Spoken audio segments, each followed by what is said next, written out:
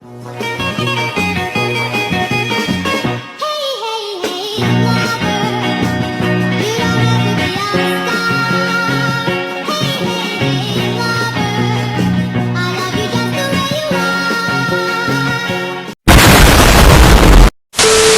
warahmatullahi wabarakatuh. Ibu dosen yang saya hormati serta teman-teman semua.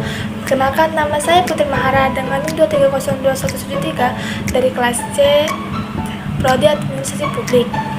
Sebelum saya memulai, izinkan saya mengucapkan terima kasih yang sebesar-besarnya kepada Ibu Risna Dewi, SOS MSP, selaku dosen pengampu mata kuliah Etika Administrasi Publik.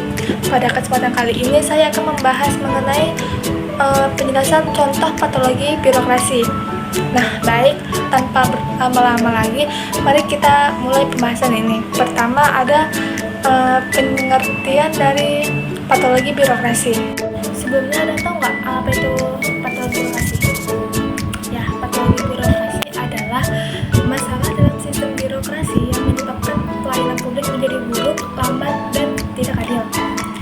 Hal ini disebabkan oleh penyalahgunaan kekuasaan, prosedur yang rumit, atau kurangnya pengawasan. Ada karakteristik patologi birokrasi. Yang pertama ada lambat. Proses yang panjang dan rumit membuat pelayanan tidak efisien. Nah, yang kedua ada kaku atau kekakuan. Aturan yang terlalu ketat membuat sulit beradaptasi. Dan yang ketiga ada penyalahgunaan kekuasaan untuk keuntungan pribadi.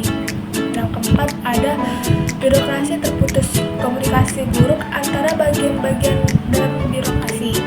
Yang kelima ada tidak responsif, tidak tanggap terhadap keluhan masyarakat. Dan yang terakhir ada diskriminasi, yaitu layanan tidak adil berdasarkan faktor tertentu. Selanjutnya ada penyebab patologi birokrasi. Yang pertama ada budaya organisasi yang buruk. Dalam banyak birokrasi terdapat budaya organisasi yang cenderung mempertahankan status quo dan menolak perubahan. Yang kedua ada penyalahgunaan kekuasaan. Aparatur birokrasi yang memiliki kekuasaan cenderung menyalahgunakan untuk keuntungan pribadi seperti korupsi, nepotisme, atau praktik tidak etis lainnya. Yang ketiga ada rekrutmen yang tidak tepat. Proses seleksi dan pengangkatan pegawai yang tidak didasarkan pada meritokrasi, tetapi lebih kepada hubungan pribadi, politik, atau nepotisme menghasilkan aparatur yang tidak kompeten. Regulasi yang berlebihan menciptakan kerumitan administratif yang tidak perlu, dan banyaknya aturan yang harus diikuti membuat proses pelayanan menjadi lambat. Ada kurangnya pengawasan. Sistem pengawasan yang lemah memberikan ruang bagi aparatur untuk melakukan penyimpangan seperti korupsi atau penyalahgunaan wewenang tanpa konsekuensi yang jelas. Ini ada dampak patologi birokrasi. Yang pertama, masyarakat kecewa karena pelayanan yang buruk dan tidak efisien. Masyarakat kehilangan kepercayaan terhadap pemerintah. Selanjutnya ada pembangunan terhambat.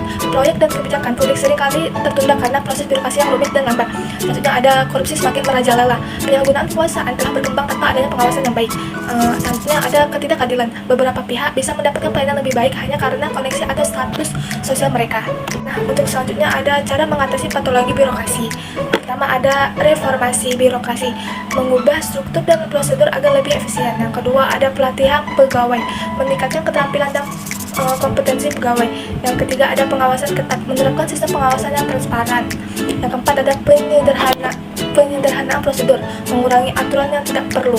Yang kelima ada pemanfaatan teknologi, menggunakan teknologi untuk mempercepat pelayanan. Itu studi kasus patologi birokrasi, yaitu penyalahgunaan proses birokrasi di sektor pemerintah. Nah, masalahnya proses perizinan yang rumit dan memakan waktu lama sehingga menghambat para pelaku usaha untuk mendapatkan izin yang diperlukan. Nah, sebagai dampaknya pelaku usaha menjadi enggan berinvestasi yang akhirnya mempengaruhi ekonomi lokal dan menciptakan ketidakadilan dalam pengelolaan sumber daya. Nah, terus untuk solusinya pemerintah memperkenalkan sistem online untuk mempermudahkan perizinan, mengurangi prosedur yang tidak perlu, serta meningkatkan transparansi dengan melibatkan masyarakat dalam pengawasan. Nah, untuk kesimpulan, pentingnya reformasi birokrasi adalah langkah penting untuk menciptakan pemerintahan yang lebih efisien, transparan, dan akuntabel. Tantangan dalam perubahan ini ialah mengatasi patologi birokrasi bukan hal yang mudah.